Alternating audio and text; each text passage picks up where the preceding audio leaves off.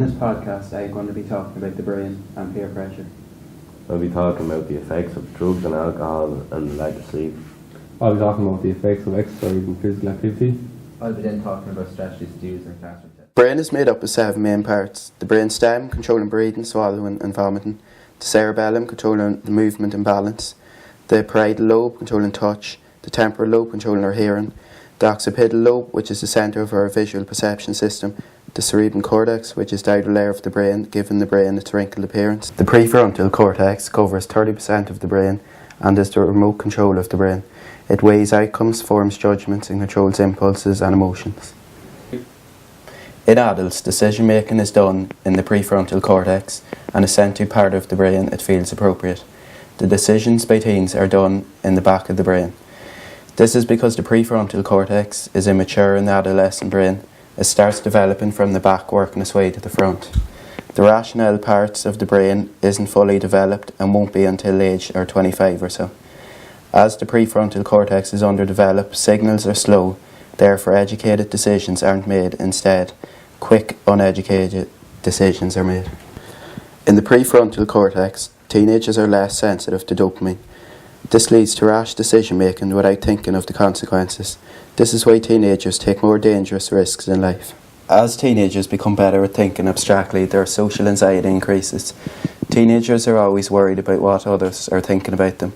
Kids are really concerned about looking cool, so if a group of friends are putting pressure on them to smoke or drink, they find it hard to say no, as they feel they will be no longer wanted in the group, as they may be classed as dry or boring.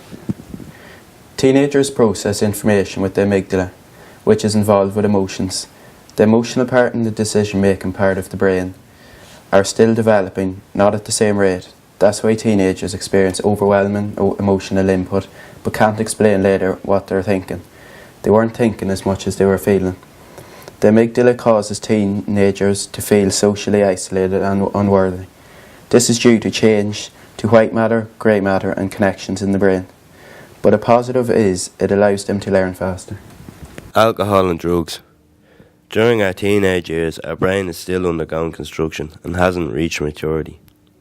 Alcohol and drugs affect adolescents different to fully developed adults. The frontal lobes are the first part of the brain to feel the effects. The drugs and alcohol make you feel more relaxed, reducing your inhibitions. This results in actions not usually done when sober. Your attention span is more than halved during this due to your brain activity slowing down. This also inhibits decision making and speech. As you continue to indulge yourself, the effects become more prominent. And in the case of alcohol, the body is removing essential liquids which hinder the ability to concentrate.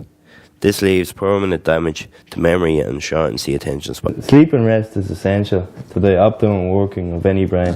However, it is the most prominent in teens.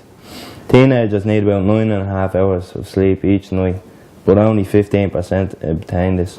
Drowsiness, fatigue and shortened attention span are all a result of not getting a good night's sleep. Sleep not only improves your mood, but also gives the body time to repair cells, release growth hormone and strengthen the immune and nervous system. Not just your attention span is affected, lack of judgment, difficulty remembering and learning new things, along with concentration completely stops. Feeling of depression, worry and impatience alter your ability to pay even a minimum amount of attention in class. Exercise or physical activity is not just for increasing muscle size or fitness. Sure, exercise can improve our physique, trim our waistline and even add years to our life. But that's not what motivates most people to stay active. Brains also release a number of chemicals when we work out, including endorphins. These natural hormones, which control pain and pleasure responses in the central nervous system, can lead to feelings of euphoria, or what's often called a runner's high. Increased endorphins and consistent physical activity in general can sharpen your focus and improve your mood, and school sport participation has also been shown to reduce the risk of suffering from depression for up to 4 years. Meanwhile, your self-esteem and confidence can get a big boost. Confidence is key for adolescence and learning. Although it is the teacher's job to keep the students interested, if the students aren't confident in themselves and their ability to do things, they will not engage fully in the task or activity, and their attention will suffer as a result in the task. When we think of student engagement in learning activities, it is often convenient to understand engagement with an activity as being represented by good behaviour. This is because students may be behaviourally or emotionally invested in a given activity without actually exerting the necessary mental effort to understand and master the knowledge or craft that the activity promotes. Simple strategies can be used to ensure that the students are paying attention and are engaged in the lesson. One of which is a simple warm-up activity which gets students engaged and thinking about the task in hand. Working in groups and interacting with one another instead of students sat in silence eliminates any potential dead time, where students' minds start to wander and they lose focus.